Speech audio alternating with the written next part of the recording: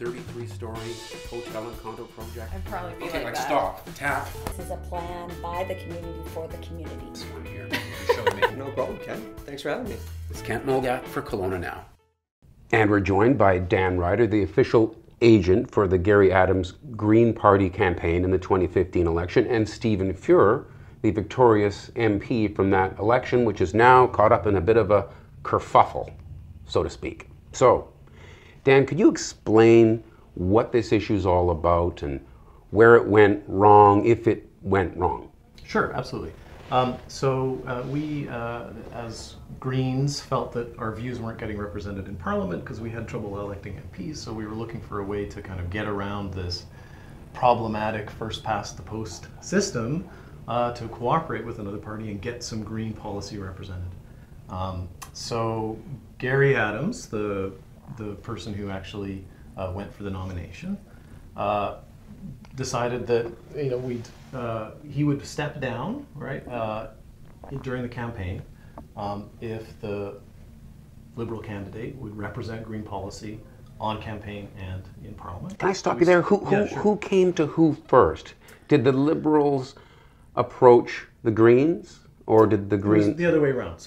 Really? Yeah, I personally approached the Liberals, and one of the people working in MP Fuhr's campaign put me in touch with Steve, and we had a conversation, and that's how it all started. And that was right. And it all fits into that discussion you quite often see around election time, where you've got people on one side of the political spectrum that some would say are splitting the vote. And in this case, there was a desire to perhaps not have the Conservative win. So it's kind of a let's not split the vote. That's right. It's like it's getting Green policy represented, as well as making sure that the party that was completely antithetical to Green policy not represented in Kelowna. So we've had this Elections Act report that is critical of this arrangement, but not the arrangement in total. No, but the part of it that involved the signs. It seems a pretty small part of it overall. It was a very, very tiny part of it that the commissioner decided that there was an issue with. So the cooperative campaign had a lot of aspects to it.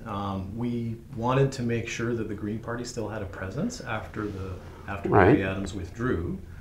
So we wanted Green Party signs on lawns, and some of those signs ended up being used at Liberal Party sign waving side of the road, probably around a dozen signs or so. Right. And the concern that the commissioner in the long run ended up having, this didn't occur to them until much later. I was in constant consultation with the Elections Canada each step of the way to make sure what we were doing was okay, because it was new. Right. The Act didn't really talk about it, right? So I was constantly consulting, and some of these signs got used at the roadside sign waving. The commissioner said much later on, we've got a concern about this because that looks like a donation from the Green campaign to the Fuhr campaign. Right. Okay? And only individuals are permitted under the Act to make contributions, not campaigns, for example, or other groups. So that the ruling says that shouldn't have happened. Not that some monetary value should have been declared that wasn't. It's just that you shouldn't have put your signs there, or. It's. Or is it not clear? How could it have been done in a way that the commissioner would have been okay with? Maybe if, when there's a cooperative effort like this, one of the campaigns pays for everything, then that would solve the problem. I've asked the commissioner to put something on his website to help guide future cooperative efforts to make sure that they're okay with it. But the main concern that they ultimately had was that some unscrupulous party in the future, not what we were doing, but some unscrupulous party in the future might decide, oh wow, look, here's a loophole around campaign spending limits.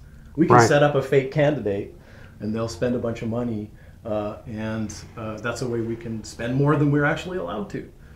In the way that the Conservatives actually did evade campaign spending limits with the in-and-out scandal. So this was an unusual alliance, and you wind up, unfortunately, Stephen Fuhr, with a Elections Canada describing some part of what you did as not quite correct. Does it taint your victory?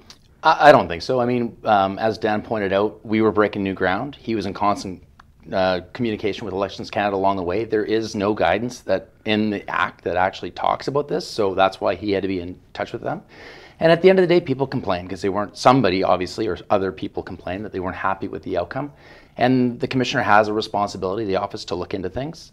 At the end of the day, it's his opinion, and that's the only one that matters. I respect it, and he's made a judgment, and we're moving forward. And if there was an election tomorrow, and there will be one soon regardless, are you still interested in having an alliance with Green? I'm interested, absolutely, in aligning with all progressive opinions moving forward. I mean, to think that a dozen green signs at a roadside Burma shave swayed this election in Colonial Lake Country is silly, right? That's just to think that was the deciding factor, the decisive factor, and this is just is nuts. I mean, what the Reform Conservatives, which are a very small part of the Conservative Party of Canada, unfortunately the controlling piece, didn't figure out in 2015, still can't figure out right now, is their social and economic policies are what's driving them away from people's support. Right. They lost in 2015 because of it. They'll lose again in 2019 because of it. They just don't have a vision for a 21st century Canada that's compatible with most people. But we're hearing, I believe on CBC radio it was mentioned that Ron Cannon may be saying we need a by-election over this. Well, Ron Cannon can have an opinion, but I think either he hasn't read the report or he doesn't understand how the rules work. That's not going to happen. And he can wish that it happened, but it's not going to happen. I mean, he lost by a pretty decisive number, and it's unfortunate for him and for his campaign, but the reality is what they were selling to this community, the community didn't want, right? Right. These sorts of arrangements, though, I'm sure that there are probably some people who are your supporters that kind of don't like the idea of palling around with the Green Party, and I think there's probably some Green Party voters that are like, come on, don't let us down. We want a candidate. Yeah, absolutely. So you'll still have that, right? Yeah. Questions of that nature. But you think that an alliance, or do you still believe that such an alliance is a good idea for Greens as well the next time there's an election? Absolutely. I mean, ultimately, I want to see proportional representation. But yeah, I mean, under this sort of dysfunctional system that we have right now, this is the best way of getting cooperation on the progressive side, and to make sure the majority view in the country, right, actually gets represented. Right. This is very much like a business decision, right? Everyone got the 85% solution that was involved in the agreement, and again, moving forward, that's what we're going to need to do. Again, unfortunately, is to get together to decide, what's best for all involved. And if it means working together to do that, I'm all for it. I hope we do it again. Right, because I would think if, in the absence of such an agreement, if the Green Party stayed clear of this and had a good showing, and the NDP went out and ran a really good campaign and gathered up quite a number of votes, that would probably sink your ship right there. I mean, that would draw from the people that you need to defeat the Conservative candidate. Well, I mean, obviously uniting the left is an important piece, but in this community, the reality is there's a huge number of progressive Conservatives. I would say that's primarily where the majority live in this left-right spectrum. But as we've talked about a couple times, there's no progressive Conservative Party. When the Reform Conservatives became the Alliance, which melded with the PC, the Reformers got control, and they still have control. So whether Andrew Scheer is a very hardcore social conservative, Canada is a liberal first world democracy, probably the shining example on the planet at the moment. It's a pretty big collision of ideology right there before we even get into the nuts and bolts of social or economic policy. Right. So I think they're going to be facing the same problem. It's hard to unite everybody into one because everybody has different opinions on how we should do things. But the important thing here is the ship's heading in the right direction. And I use that analogy because I think it's a good one. We can talk about a course correction left to right, 15 degrees, or we may need to move faster or slower or move a little bit here. But do we? The question, the question is, do we turn the ship around and sail it backwards? That's what the offering is from the Reform Conservatives. Just doubling back to the reason we're talking today, do you see this going anywhere? Do you see this taint on how you played out this arrangement with your signs, this Elections Canada decision, going anywhere forward beyond this, or I mean, it shouldn't. I was amazed when it received media attention. I mean, the agreement with Elections Canada is incredibly boring and minor and dull. And it's not even with me. And it's with me personally, right? But you can't get away from it because you did benefit from the only, arrangement. Only from the perspective of it's done.